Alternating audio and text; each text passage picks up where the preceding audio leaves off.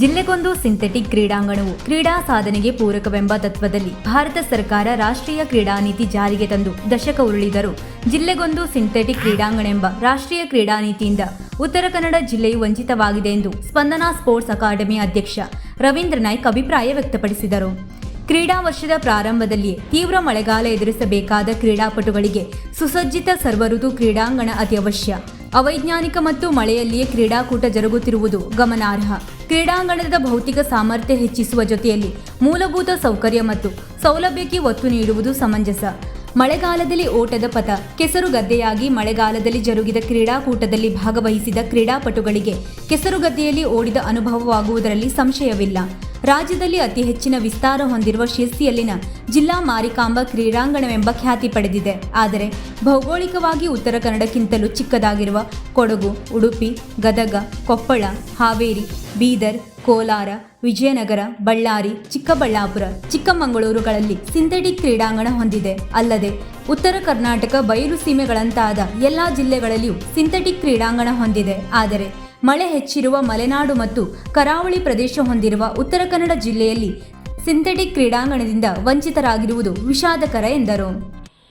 ಪ್ರತಿಯೊಂದು ಜಿಲ್ಲೆಯಲ್ಲೂ ಕ್ರೀಡಾ ಅಭಿವೃದ್ಧಿಯಾಗಬೇಕು. ಕ್ರೀಡಾ ಅಭಿವೃದ್ಧಿಗೆ ಪ್ರೋತ್ಸಾಹ ಕೊಡುವ ಪೂರಕವಾಗಿ ಪ್ರತಿ ಜಿಲ್ಲೆಯಲ್ಲೂ ಸಿಂಥೆಟಿಕ್ ಟ್ರ್ಯಾಕ್ ಕ್ರೀಡಾಂಗಣ ರಚಿಸಬೇಕು ಎಂಬ ಒಂದು ನೀತಿಯನ್ನು ರಚಿಸಿ 1 ದಶಕಗಳಾಯಿತು. ಈ 1 ದಶಕಗಳಾದರೂ ಸಹಿತ ಉತ್ತರ ಕನ್ನಡ ಜಿಲ್ಲೆಯ ಜಿಲ್ಲಾ ಕ್ರೀಡಾಂಗಣ ಗ್ರಾಮೀಣ ಭಾಗದಲ್ಲಿ ಇದ್ದಾಗಲೂ ಸಹಿತ ಇಂದಿನವರೆಗೂ ಈ ಒಂದು ರಾಷ್ಟ್ರೀಯ ಕ್ರೀಡಾ ನೀತಿಯಿಂದ ಉತ್ತರ ಕನ್ನಡ ಜಿಲ್ಲೆಯಲ್ಲಿ ಒಂದು ಸಿಂಥೆಟಿಕ್ ಟ್ರ್ಯಾಕ್ ಆಗಲಿಕ್ಕೆ ವಂಚಿತವಾಗಿದೆ ಅಂತ ಹೇಳಲಿಕ್ಕೆ ಅತ್ಯಂತ ವಿಷಾದವಾಗ್ತಾ ಇದೆ. ಉತ್ತರ ಕನ್ನಡ ಜಿಲ್ಲೆಯಂಥ ಕ್ರೀಡಾಪಟುಗಳು ಸಾಮರ್ಥ್ಯದಲ್ಲಿ ಇನ್ನಿತರ ಜಿಲ್ಲೆಗಳಿಗಿಂತ ಕ್ರೀಡಾಪಟುಗಳು ಉತ್ತಮ ಕ್ರೀಡಾಪಟುಗಳಿದ್ದಾರೆ. ದೈಹಿಕವಾಗಿ, ಮಾನಸಿಕವಾಗಿ, ಸಾಮರ್ಥ್ಯದಲ್ಲಿ ಈ ಗುಡ್ಡಗಾಡು ಪ್ರದೇಶವಾಗಿರುವುದರಿಂದ ಮಲೆನಾಡಿನಲ್ಲಿ ಅತ್ಯಂತ ಒಂದು ಪ್ರಬುದ್ಧವಾದ ಕ್ರೀಡಾಪಟುಗಳು ಇದ್ದರೂ ಸಹಿತ ಇವತ್ತು ಉತ್ತರ ಕನ್ನಡ ಜಿಲ್ಲೆಯಲ್ಲಿ ಈ ಒಂದು ಪ್ರತಿಭಾವಂತ ಕ್ರೀಡಾಪಟುಗಳು ಹೊರಹೊಮ್ಮಲಿಕ್ಕೆ ಇವತ್ತು ಸಮಸ್ಯೆಗಳು ಉಂಟಾಗ್ತಿದೆ ಅಂತ ಹೇಳಿದ್ರೆ ತಪ್ಪಾಗಲಿಕ್ಕಿಲ್ಲ.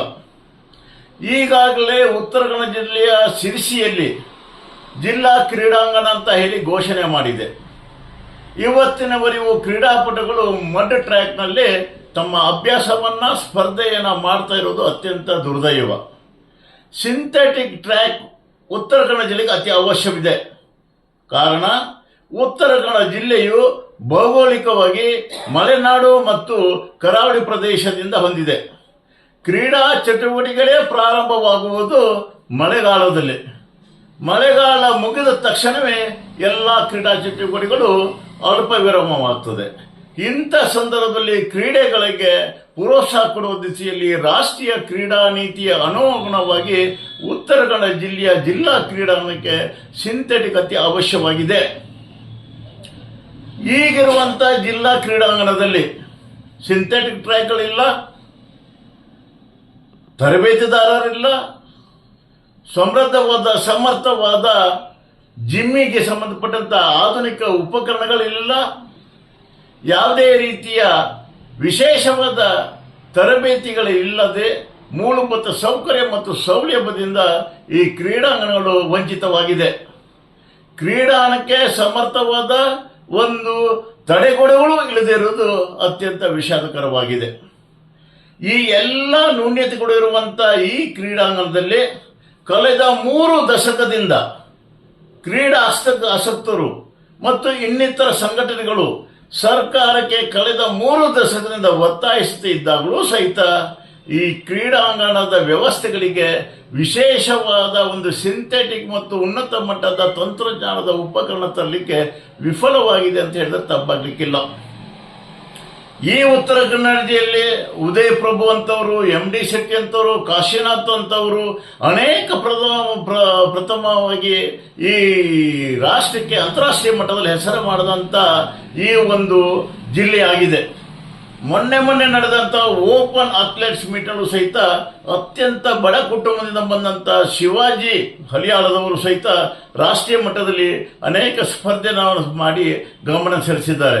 ದುರ್ದೈವ ಅಂತ ಹೇಳಿದ್ರೆ ಕ್ರೀಡಾಪಟುಗಳಿಗೆ ಪ್ರತಿಭೆ ಗುರುತಿಸುವಲ್ಲಿ, ಕ್ರೀಡಾ ಪ್ರತಿಭೆಗಳಿಗೆ ಪ್ರೋತ್ಸಾಹಿಸುವಲ್ಲಿ ಇವತ್ತು ಕೊರತೆಗಳು ಕಂಡು ಬರ್ತಿರೋದು ಅತ್ಯಂತ ದುರ್ದೈವ ಸಂಗತಿ.